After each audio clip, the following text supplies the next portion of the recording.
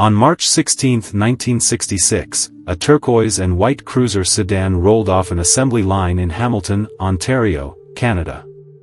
The workers who built it already knew it was the last one. The plant was closing behind it. In Studebaker's hometown of South Bend, Indiana, a 114-year-old American story had already ended 3 years earlier, quietly, without ceremony, on a cold December morning in 1963. Nobody in Detroit sent flowers. Nobody held a press conference. The company that had built wagons for the Union Army, that had once been the largest vehicle manufacturer in the world, simply stopped. In the next 14 minutes, you will see exactly how Studebaker rose from a two-brother blacksmith shop in Indiana to the top of the American vehicle industry, and why, in the end, Detroit did not even notice when it was gone. In 1852, two brothers named Henry and Clement Studebaker opened a blacksmith shop at the corner of Michigan and Jefferson Streets in South Bend, Indiana. They built wagons. Not fancy wagons, not expensive wagons, plain, working wagons for farmers and settlers moving west. Henry was the craftsman. Clement was the businessman. Together they understood something simple: America was moving, and everything that moved needed a wagon. Their first year, they built 2 wagons and earned $68. They plowed every dollar back into the business. The business grew steadily through the 1850s, and in 1858, a third brother arrived to change everything. John Moeller Studebaker had spent several years in Placerville, California, building wheelbarrows for gold miners during the rush. He came home to South Bend with $8,000 in savings, a fortune by the standards of the day, and invested every dollar in the family shop. That investment is still recorded today as California Historic Landmark number 142. With John's capital and the skills of Henry and Clement, the shop became a factory. Then the Civil War came, and the United States Army needed wagons. Thousands of wagons. Studebaker won contracts to supply the Union Army with the vehicles that would carry supplies, ammunition, and equipment across the war's campaigns. The war gave Studebaker national exposure and national money at the same time. By the time the war ended, the Studebaker name was known far beyond Indiana. All 5 brothers, Henry, Clement, John, Peter, and Jacob, were eventually part of the business. In 1868, the company formally incorporated as the Studebaker Brothers Manufacturing Company. By the late 1800s, Studebaker had become the largest manufacturer of horse-drawn vehicles in the world. This was not a small claim. The company employed thousands of workers and produced wagons that went to farms, mines, and cities across the country and beyond. South Bend, Indiana was, in a very real sense, the wagon capital of the world. But wagons were becoming history. The automobile was arriving, and Studebaker, unlike many wagon makers who refused to change, decided to move with it. In 1902, the company sold its first electric automobile to a man named F.W. Blease of Macon, Missouri. In 1904, Studebaker produced its first gasoline-powered vehicles. By 1911, electric vehicle production had ended, and the company acquired the Everett Metzger Flanders Company to form the Studebaker Corporation. In August of 1912, the first gasoline automobiles fully manufactured under the Studebaker name rolled out of South Bend. Through the 1920s, the company grew steadily. The Light 6, introduced in 1920, was the first automobile fully built in the South Bend factory. Studebaker had made the transition that most horse-drawn vehicle makers never survived.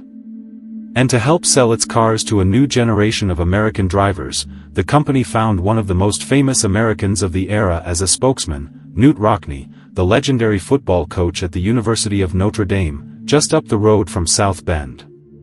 Rockne's name was on Studebaker advertising until his death in 1931.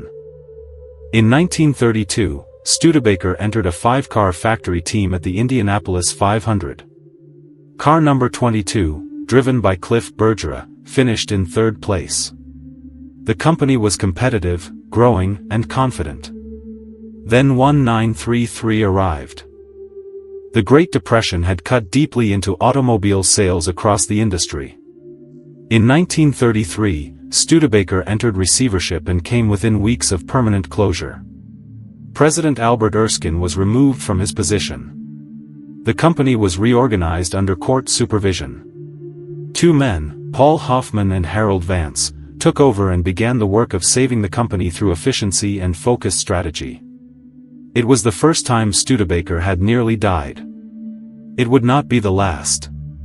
By the late 1930s, Hoffman and Vance had stabilized the business and returned it to profitability. When the Second World War began, Studebaker shifted production entirely to the war effort.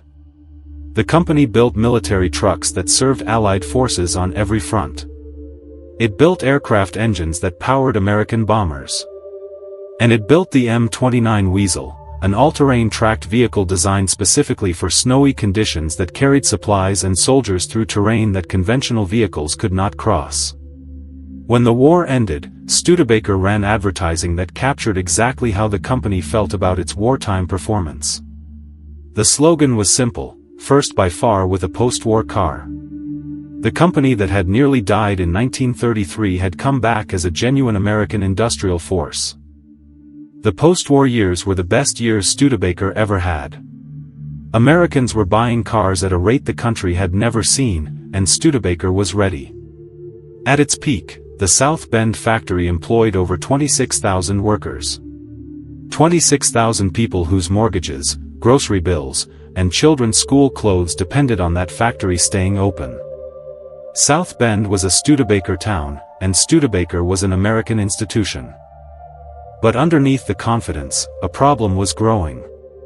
Studebaker was competing with Ford, General Motors, and Chrysler, companies with factories so large and production lines so efficient that they could build a car for significantly less money than Studebaker could. The Big Three had dealer networks that stretched into every town in the country. Studebaker's network was smaller, its production costs were higher, and its capital for research and development was limited. Every year that passed, the gap grew slightly wider.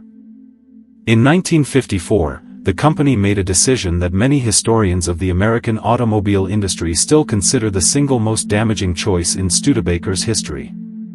It merged with Packard, another independent automaker facing similar competitive pressures. The logic seemed reasonable: two struggling independents combined might be strong enough to compete with the Big Three. The reality was different. The Packard merger drained Studebaker's finances without significantly strengthening its market position. Packard brought its own problems, its own costs, and its own declining customer base. Instead of two companies becoming one strong company, two weak companies became one weaker one.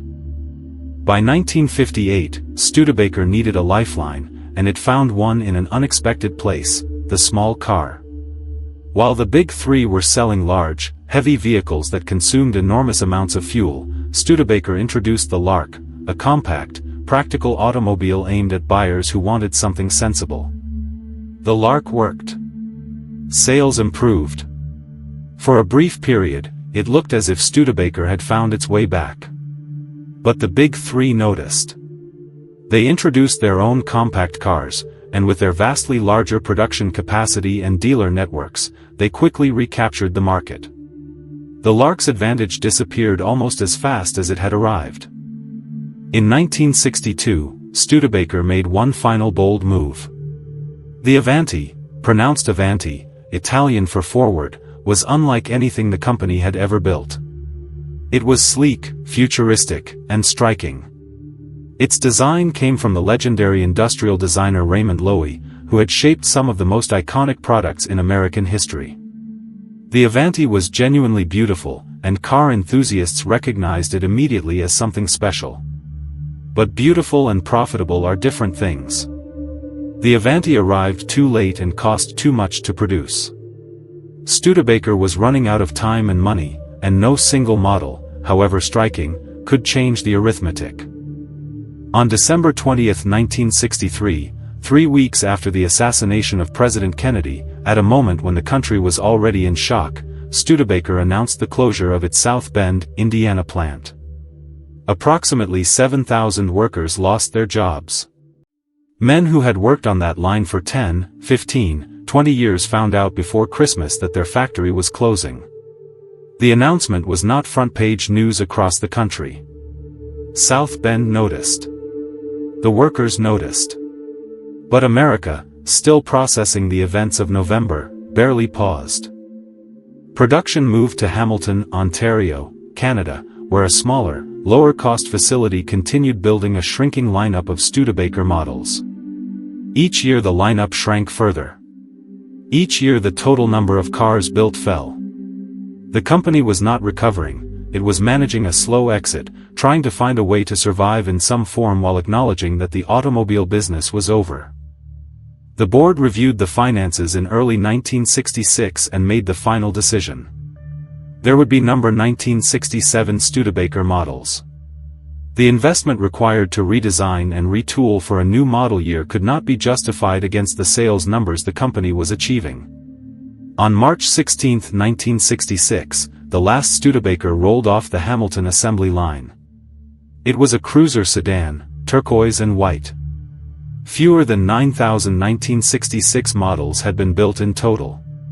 The workers on the line that day knew what they were building. Some of them took photographs.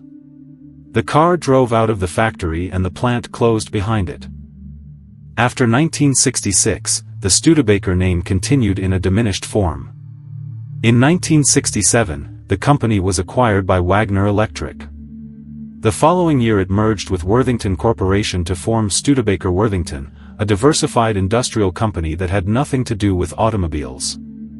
In 1979, when McGraw-Edison acquired Studebaker Worthington, the Studebaker name disappeared from American business entirely.